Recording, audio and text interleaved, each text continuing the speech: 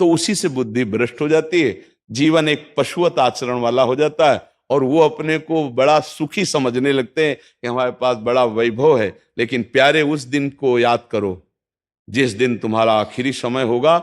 ना तुम्हारा farm house जाएगा, ना महल तुम्हारा जाएगा, ना बैंक बैलेंस जाएगा, ना कोई व्यक्ति, और ना ये शरीर। अब तुम्हारे कर्म तुमको भोगवाएंगे। उस समय की कौन याद करता है?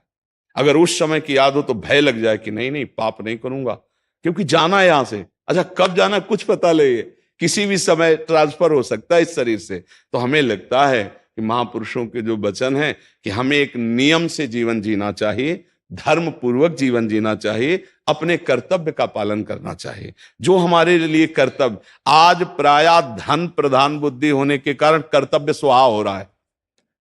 एक विद्यालय में विद्यार्थी के लिए जो गुरु पद में बैठा है, उसका क्या कर्तव्य है? वो अपने कर्तव्य को भूला हुआ है। भला छोटे छोटे विद्यार्थियों को, जिनकी नींव पूरे राष्ट्र सेवा में, समाज सेवा में ये बन सकते हैं, अगर उनको हम सही शिक्षा नहीं दी तो उनका पूरा जीवन बर्बाद हो जाएगा।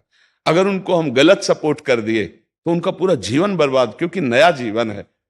और जगह जगह अपने अपने कर्तव्यों का यदि पालन किया जाए तो पूरा समाज सुखी हो जाए। लेकिन कर्तव्यहीनता आ रही, कोई अपने कर्तव्य को नहीं समझ रहा है।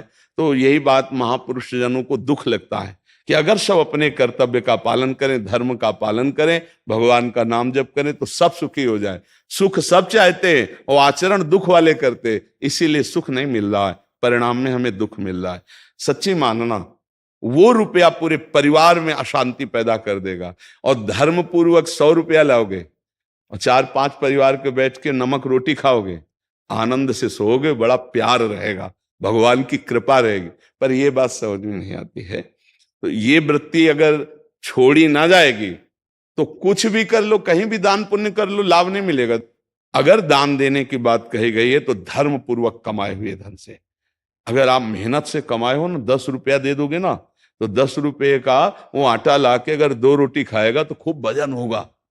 वो आप 1 लाख रुपया बेईमानी कर रख दोगे ना, तो बैठे बैठे वो गंदा ही सोचेगा, भजन नहीं होगा।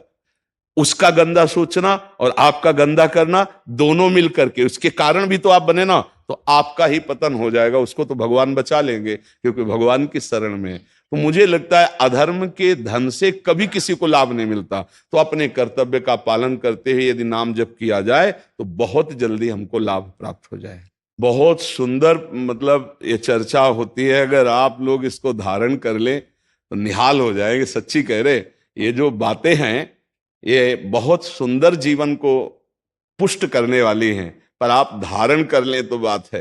नहीं नहीं तो जैसे लाभ दिखाई दे रहा 50,000, तो ये बातें भूल जाओगे, ये बातें अच्छी नहीं लगेंगी। हे यार, बहुत बढ़िया काम घर में आएगा, पर हमारी ये बात ध्यान रखना, वो 50,000 घर में अशांति पैदा कर देगा। सच्ची मानना, आप धर्म से चलना, धर्म से चलोगे तो भगवान तुम्हारी रक्षा में रहेंगे। अधर्माचरण, देखो कैसी कैसी घटनाएं होती हैं। बढ़िया कार है, फिल्मी गाना लगाए चल रहे हैं, और वो एक्सीडेंट हुआ, आग लग गई, बाहर निकल ही नहीं पाए, वो अंदर ही जल गए। क्या हुआ? ये करोड़ों रुपए की कार भूंज दिया तुमको अंदर ही बैठाल के, धू धू करके आग लग गई, अंदर जल। ऐसे जलना चाहते हो, या भगवान के आनंद में चिंतन करके शरीर छोटे हो फिर दाह संस्कार हो?